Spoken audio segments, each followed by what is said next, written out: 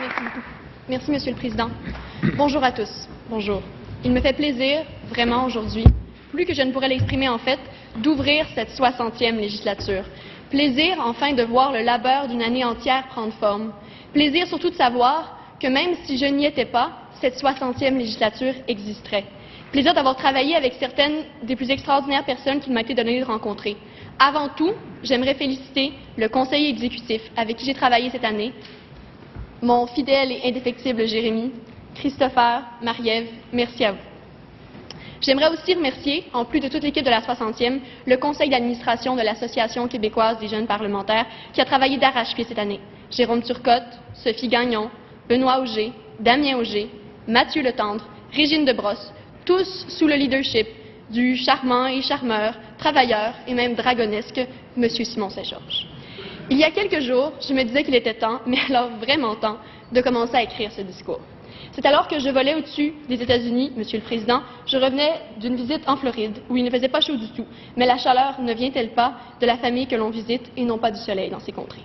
D'ailleurs, pendant qu'on y est, j'aimerais soumettre mes plus plates excuses à ma famille. Pour mon manque de présence, ce n'est pas par manque d'affection. Croyez-moi, blâmez le PJQ, et non moi, je n'y suis pour rien. Je me disais donc qu'il était temps d'écrire ce discours. Je me demandais qu'est-ce que je voulais dire. Je me demandais qu'est-ce que je voudrais bien dire ayant tout ce temps devant vous. Qu'est-ce que je veux passer comme message? Qu'est-ce que je veux? C'est alors que j'ai réalisé combien de fois, Monsieur le Président, chaque jour, je me disais ces deux petits mots insidieux. Je veux. Je veux beaucoup de choses, Monsieur le Président. C'est évident, mais au final, on s'en sert un peu de ce que je veux. Parce que ceci n'est pas à propos de moi. Ça ne devrait pas être à propos de moi. Ceci n'est pas à propos de ce que je veux.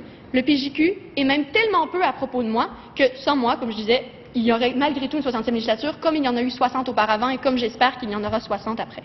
J'ai donc réalisé combien il est facile de penser à ce qu'on veut et beaucoup moins facile à penser à ce que les autres veulent, ou encore plus difficile à ce que les autres ont besoin, à ce que nous avons tous besoin, à ce dont ce monde a besoin.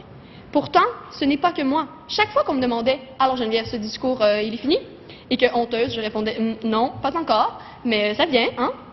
Je demandais à mon interlocuteur, et toi, tu penses quoi? Qu'est-ce que je devrais dire? Et invariablement, on répondait, ah, mais tu devrais parler de toi? Encore moi? Mais ça, non. Non, Monsieur le Président, non seulement je viens d'établir que ceci n'est pas à propos de moi, mais en plus, je ne gaspillerai pas l'écoute de tous ces nobles gens pour parler de ma vie insignifiante. Et je demandais à tous ceux qui me disaient ça, mais pourquoi je parlerais de moi? Pourquoi est-ce que je vais faire une telle chose? On me répondait des choses, par exemple, ben, t'as voyagé, tu devrais avoir des choses à dire, non? C'est quand même intéressant comme lien. On m'a dit ça plusieurs fois. Combien d'avions as-tu pris, Geneviève, cet été? Je ne sais plus, je ne sais pas, 11, 12, je ne m'abuse. Ah, alors tu vois, alors voilà, tu as quelque chose à dire. Mais qu'est-ce que cette corrélation? Alors, il semblait y avoir un consensus, dont seulement moi n'avait pas été mise en courant. On prend des avions, on voit du pays, apparemment, ça fait qu'on a des choses à dire.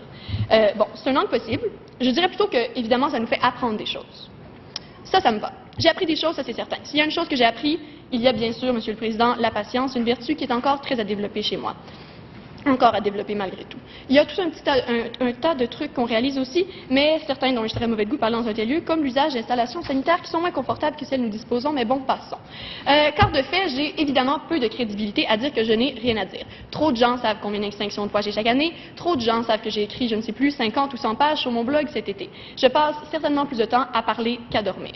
Mais la question qui me triture, Monsieur le Président, est la suivante. C'est la pertinence des propos. C'est quelque chose qui m'obsède, puisque je parle beaucoup. Comment s'assurer de ne pas dire de bêtises? Ou en tout cas, pas trop.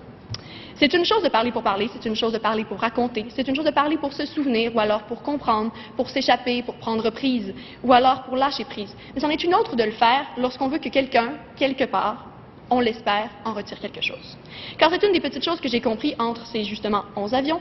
Partir loin, c'est terriblement tentant quand on cherche des réponses. Mais, surtout, on trouve des questions.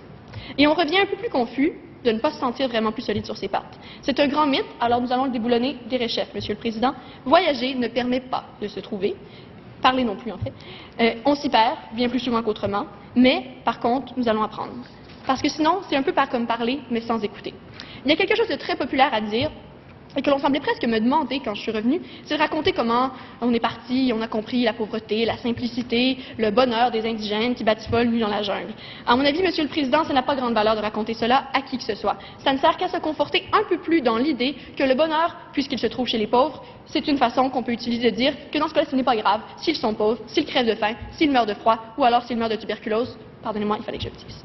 Alors, je crois que c'est faux. Je crois que c'est archi faux. Ce sont des balivernes, Monsieur le Président. Le bonheur, comme la bêtise, se retrouve également distribué chez les riches et chez les pauvres, chez les beaux et chez les laids, et ça ne justifie en rien, mais alors en rien que l'on maintienne d'autres humains dans la pauvreté, que l'on perpétue une inégalité, ou alors que l'on décide au nom des autres de qui peut parler et qui ne peut pas, et qui doit se taire au final. Cela ne justifie pas que une personne sifflote, que l'on sifflote, pendant que d'autres, eux, tombent comme des mouches. Je fais partie de l'école de pensée de ceux qui disent qu'il n'est pas nécessaire de voir pour s'insurger. Je ne parle pas quechua, par contre, je peux dire haut et fort que les conditions de santé des Autochtones au Pérou sont déplorables. Je n'ai pas parcouru l'Afrique et pourtant, je demande un meilleur accès aux médicaments antirétroviraux. Personne ici dans cette Assemblée n'aura besoin d'être à la fois professeur, médecin, légiste et économiste pour pouvoir participer au débat des prochains jours. Nous avons tous, je crois, quelque chose qui vient nous chercher, qui nous travaille, qui nous fait avancer.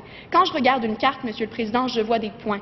Et ces points-là, c'est partout où on meurt pour rien. Et mon rêve à moi, c'est d'aller effacer ces petits points, un à la fois. Une fois qu'on a trouvé un rêve comme cela, on a toujours une bonne raison de se lever le matin. Chacun devrait pouvoir trouver un espoir, un but plus grand que soi, comme celui-là.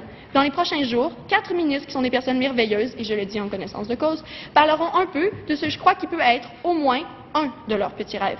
Pourtant, ce rêve est plus grand qu'eux, et il est à accomplir. C'est un petit morceau qu'ils partageront avec nous, et puisque nous sommes cette bande de chanceux qui sommes ici en cette période, j'espère que nous rendrons tous hommage à leur travail.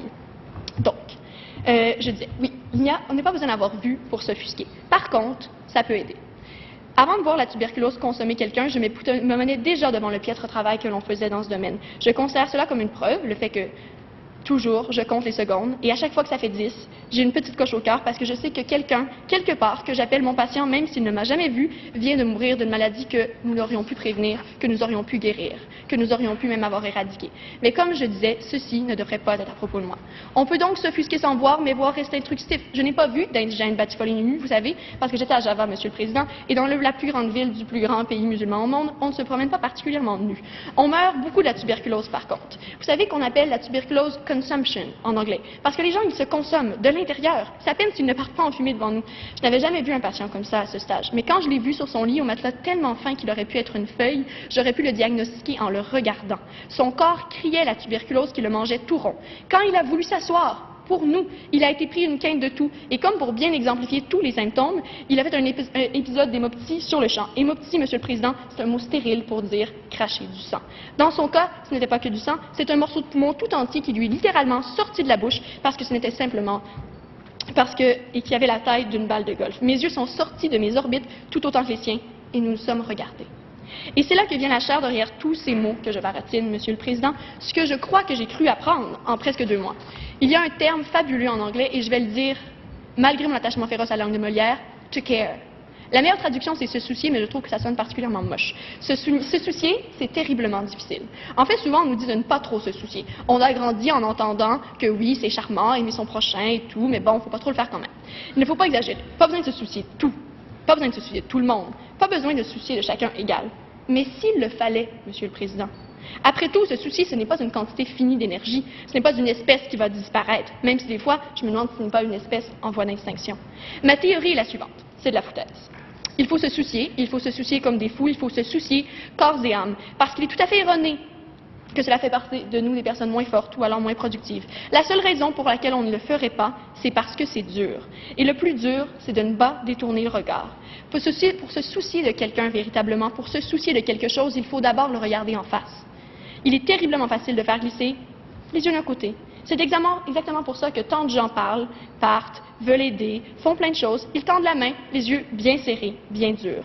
En plus, ils se soucient rarement de savoir si quelqu'un voulait prendre la main qu'ils tendaient, mais ceci est une autre histoire. Ce qui est certain, c'est que de se balader dans la vie, les yeux résolument clos, en chantonnant pour ne même pas entendre en plus, ça ne nous amènera jamais à rien.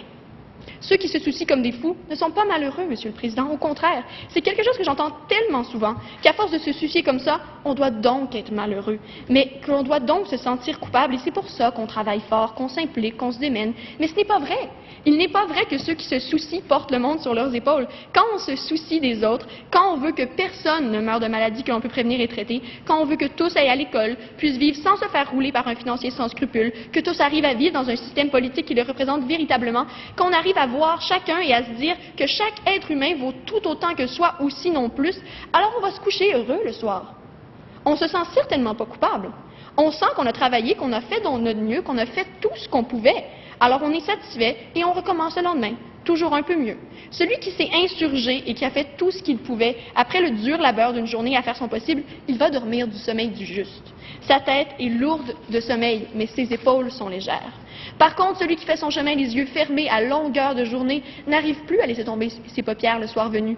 Le monde est un bordel, Monsieur le Président. On sait que tant de choses vont mal, que tant est à faire. On doute tous parfois que quiconque réussira.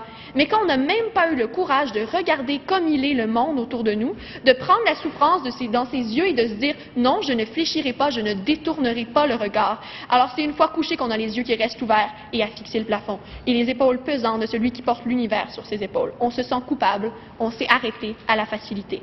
On a détourné le regard. Et comme disait Félix Leclerc, se taire, refuser, s'expliquer, garder tout en dedans, nourrir un abcès, haïr secrètement, c'est de la lâcheté. Et tous y sont à l'aise. Mais il faut plus. Il faut plus que cela. Et particulièrement, Monsieur le Président, cette belle députation, elle peut plus.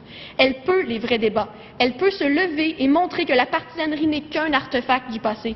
Que les vraies choses peuvent se dire d'un côté à l'autre de cette Chambre, que dans cette Chambre, le plus fort n'est pas celui qui insulte le mieux, qui crie le plus fort ou qui a le plus d'argent, qu'ici, l'on peut englober dans un seul et même regard 2 points de vue, peut-être même 3, peut-être même plus, que l'on peut penser à avoir une opinion par et pour soi, et non pas pour d'autres, et non pas pour une organisation quelconque, mais que l'on peut aussi penser aux autres, et non pas justement seulement à soi.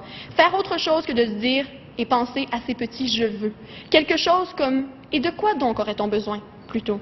Et on ne sera pas toujours d'accord, Monsieur le Président, mais on peut vraiment parler, et on peut se parler en se regardant dans les yeux. « It takes more than medical school to make a doctor » est un slogan de collègues et d'amis que j'ai aux États-Unis. Je rentrerai dans la même veine en disant qu'il faut plus que 18 ans sur Terre et une carte d'identité pour être véritablement un citoyen. Il faut plus, il faut beaucoup plus. Il faut peut-être savoir se regarder, par exemple, ou savoir se soucier des autres et de son petit « je veux ». Il faut sûrement aussi venir au PJQ, mais c'est une autre histoire et c'est simplement mon opinion. Mais je dirais quand même à cette législature qu'elle est bien partie. Il ne suffit pas d'aller à ses cours dans la vie, de passer des examens, de se trouver un stage, de se trouver un emploi, de s'acheter un bungalow, un chien, une petite table et un divorce en devenir. Parce que tout ça, c'est un peu moche, non? Ce qu'il faut, c'est qu'il faut plus. Il faut se bouger, il faut sortir de sa zone de confort. Il ne faut pas penser que tout sera pré-mâché, pré-cuit, préparé, tout cuit dans le bec, que les choses se régleront d'elles-mêmes, qu'elles viendront d'elles-mêmes naturellement. Il va falloir bâtir nous-mêmes la personne que nous voulons être. Il va falloir bâtir nous-mêmes, ensemble, le monde dans lequel nous voulons vivre. Il va falloir penser à ce que l'on veut et aller le chercher. Il va falloir comprendre que si on ne parle qu'à ceux qui pensent comme nous, on va rester dans une zone de confort, dans la médiocrité en même temps. C'est une des raisons pour laquelle j'aime à la folie cette institution qu'est le PJQ, Monsieur le Président. Si notre slogan dit « Faites-vous entendre », cela veut dire que quelqu'un, quelque part, est là pour écouter. Et donc, vous devez aussi écouter. C'est en écoutant qu'on apprend et non pas en parlant, et c'est d'ailleurs pour cette raison que je devrais me taire plus souvent. C'est pour cette raison que vous passerez, Monsieur le Président, la plupart de votre temps à écouter qu'à parler dans les prochains jours. Parce que ce que l'on apprend en allant au PJQ, plus que de manger des restants de dinde de réveillon, puisqu'on apprend en descendant dans la rue, en travaillant dans un organisme communautaire, en allant à des conférences, en rencontrant des gens qui sont sur le terrain pendant que nous, on est dans un auditorium ou alors dans un salon bleu, ce qu'on apprend en s'engageant, en prenant un poste dans une instance, en organisant un congrès, en visitant sa grand-mère en maison de retraite, en allant voyager, en lisant, en écrivant, parce que tout ce qu'on apprend là vaut plus, beaucoup plus que des cours, plus qu'un ou deux cours manqués, plus qu'un B à la place d'un A, plus qu'une nuit un peu plus courte. Ça vaut tout l'or du monde, peu importe ce que cela représente pour vous. Ça vaut les enjeux d'un enfant qui brille, une famille heureuse, une société sans exclus, un lever de soleil dans une campagne qui est propre.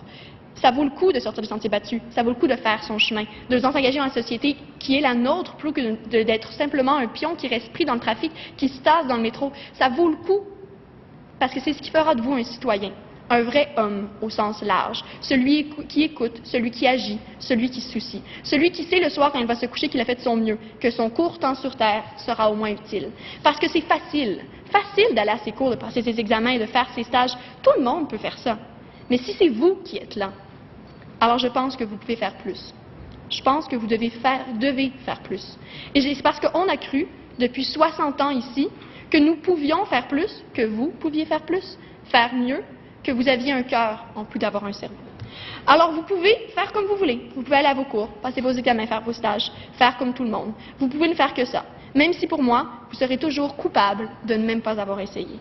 Ou alors vous pouvez bouger, trouver ce qui vous allume, poursuivre vos rêves, trouver quels sont les points sur une carte qui vous font vibrer, apprendre sur ceux qui vous entourent, les regarder droit dans les yeux. Vous pouvez faire plus, peu importe ce que sera ce plus pour vous. Apprendre une langue, jouer de la musique, partir en voyage, travailler pour une ONG, aller à une conférence, rencontrer des gens, organiser un congrès, venir au PJQ, revenir au PJQ.